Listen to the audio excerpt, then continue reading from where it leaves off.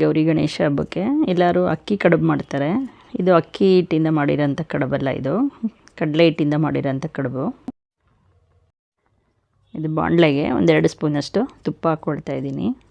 ಅದಕ್ಕೆ ಕಡಲೆ ಹಿಟ್ಟು ಸೇರಿಸ್ಕೊಂಡು ಹಸಿ ವಾಸನೆ ಎಲ್ಲ ಸ್ವಲ್ಪ ಹೋಗೋ ಥರ ಹುರಿಬೇಕು. ಇನ್ನೂ ಸ್ವಲ್ಪ ತುಪ್ಪ ಬೇಕಾದರೂ ಸೇರಿಸ್ಕೊಂಡು ನೋಡಿ ಈ ಥರ ಹುರ್ಕೋಬೇಕು ಕಡಲೆ ಹಿಟ್ಟನ್ನು.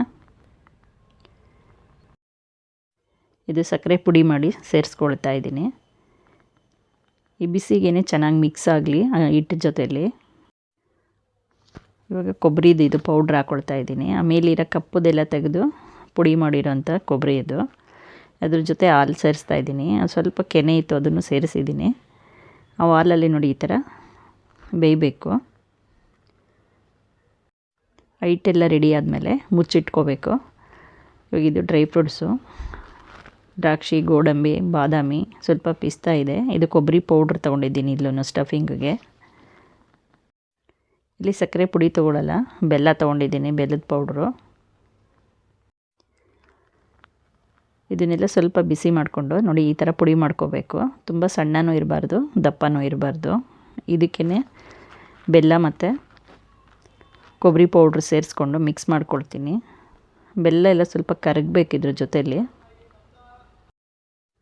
ಈ ಸ್ಟಫಿಂಗು ಎಲ್ಲ ರೆಡಿ ಆಯಿತು.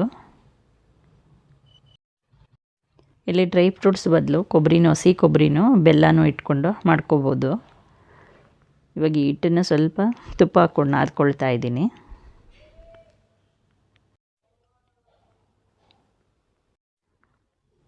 ಇವಾಗ ಹಿಟ್ಟು ರೆಡಿ ಇದೆ, ಸ್ಟಫಿಂಗು ರೆಡಿ ಆಗಿದೆ.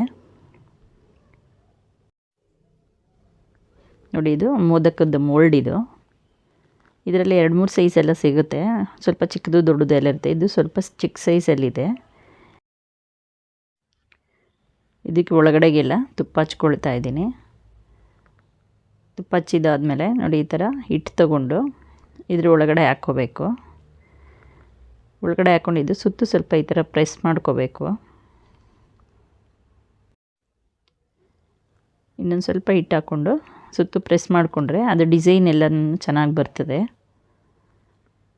ಇವಾಗ ಇದು ಸ್ಟಫಿಂಗ್ ಹಾಕ್ಕೊಳ್ತಾ ಇದ್ದೀನಿ. ನೋಡಿಕೊಂಡು ಇದು ಎಷ್ಟು ಬೇಕೋ ಅಷ್ಟು ಹಾಕ್ಕೋಬೇಕು. ಇದು ಹಾಕ್ಕೊಂಡಾದ್ಮೇಲೆ ಸ್ವಲ್ಪ ಕಡಲೆ ಹಿಟ್ಟು ತೊಗೊಂಡು ಇದ್ರ ಮೇಲಿಂದ ಈ ಥರ ಕವರ್ ಮಾಡ್ಕೋಬೇಕು. ಈ ಥರ ಕವರ್ ಮಾಡ್ಕೊಂಡಾದ್ಮೇಲೆ ಇದನ್ನು ಓಪನ್ ಮಾಡ್ಕೋಬೇಕು. ಸ್ವಲ್ಪ ನಿಧಾನಕ್ಕೆ ಓಪನ್ ಮಾಡಬೇಕು. ನೋಡಿ ಎಷ್ಟು ಚೆನ್ನಾಗಿ ಡಿಸೈನ್ ಎಲ್ಲ ಬಂದಿರ್ತದೆ. ಈ ಥರ ಮೋಲ್ಡ್ ಇದ್ದರೆ ನಾವು ಕೈಯಲ್ಲೆಲ್ಲ ಮಾಡೋಕ್ಕೆ ಹೋದಾಗ ಈ ಥರ ಬರಲ್ಲ. ಆ ಡಿಸೈನ್ ಎಲ್ಲ ಎಷ್ಟು ಚೆನ್ನಾಗಿ ಬಂದಿರುತ್ತೆ ಇದರಲ್ಲಿ. ಪೂಜೆಗೆ ಇಡೋಕ್ಕಂತೂ ಇದು ತುಂಬ ಚೆನ್ನಾಗಿರ್ತದೆ ಈ ಥರ ಮಾಡಿಕೊಂಡ್ರೆ. ನೋಡಿ ಇದಕ್ಕೆ ಈ ಥರ ಮೇಲ್ಗಡೆ ಒಂದು ಸ್ಕ್ರೂ ಬರ್ತದೆ. ಆ ಸ್ಕ್ರೂ ಹಾಕಿದ್ರೂ ಅದು ಲೂಸ್ ಆಗಲ್ಲ, ಟೈಟಾಗಿರ್ತದೆ. ಅವಾಗ ನೀಟಾಗಿ ಮಾಡ್ಕೋಬೋದು. ಈ ಥರ ಅಕ್ಕಿ ಹಿಟ್ಟಲ್ಲೂ ಬೇಕಾದರೆ ಕಡಲೆ ಹಿಟ್ಟು ಬದಲಾಗಿ ಅಕ್ಕಿ ಹಿಟ್ಟು ಇಟ್ಕೊಂಡು ಮಾಡ್ಕೋಬೋದು. ಈ ಥರ ಪ್ರೆಸ್ ಮಾಡಿಕೊಂಡು ಈ ಸ್ಕ್ರೂನ ನೋಡಿ ಇದು ಮೇಲಕ್ಕೆ ಎತ್ತಿದ್ರೆ ಓಪನ್ ಆಗುತ್ತೆ. ಇದು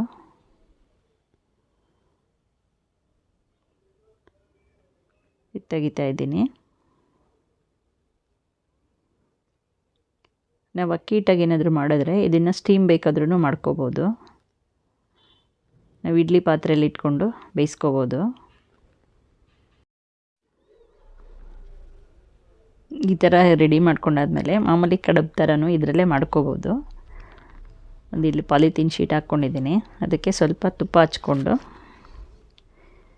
ಇದ್ರ ಮೇಲೆ ಮಾಡ್ಕೊಳ್ತೀನಿ. ಈ ಥರ ಮಾಡೋದ್ರಿಂದ ನೀಟಾಗಿ ಬರ್ತದೆ ರೌಂಡಿಗೆ. ಇಲ್ಲಾಂದರೆ ಬಾಳೆ ಎಲೆ ಇದ್ರೂ ಬಾಳೆ ಎಲೆ ಮೇಲೆ ಮಾಡ್ಕೋಬೋದು.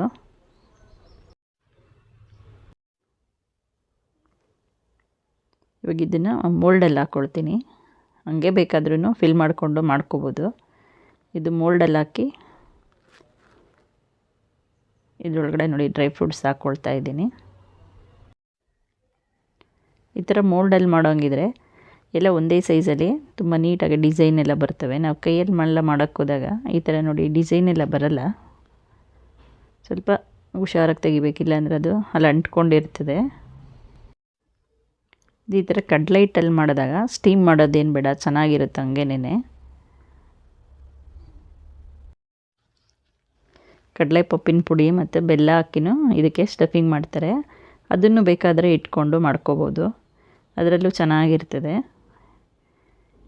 ಇದಿಲ್ಲಿ ಇನ್ನೊಂದು ಮಾಡ್ಕೊಳ್ತಾ ಇದ್ದೀನಿ ನೋಡಿ. ಈ ಥರ ಪ್ರೆಸ್ ಮಾಡಿದ್ರೂ ಅದ್ರ ಮೇಲೆ ಶೀಟ್ ಹಾಕ್ಕೊಂಡು ಕರೆಕ್ಟಾಗಿ ದಪ್ಪನೂ ಬರಲ್ಲ ತೆಳ್ಳಗೂ ಬರಲ್ಲ, ಕರೆಕ್ಟಾಗಿ ಬರ್ತದೆ. ಇದು ಸ್ಟಫಿಂಗ್ ಹಾಕ್ಕೊಳ್ಳೋಣ. ಇದು ಎಕ್ಸ್ಟ್ರಾ ಎಲ್ಲ ತೆಗೆದು ನೋಡಿ ತೆಗಿತಾ ಇದ್ದೀನಿ. ಈ ಥರ ಮೋಲ್ಡಲ್ಲಿ ಮಾಡೋದ್ರಿಂದ ಎಲ್ಲ ಒಂದೇ ಸೈಜಲ್ಲಿ ಬರ್ತವೆ, ಡಿಸೈನು ಚೆನ್ನಾಗಿ ಬರ್ತದೆ.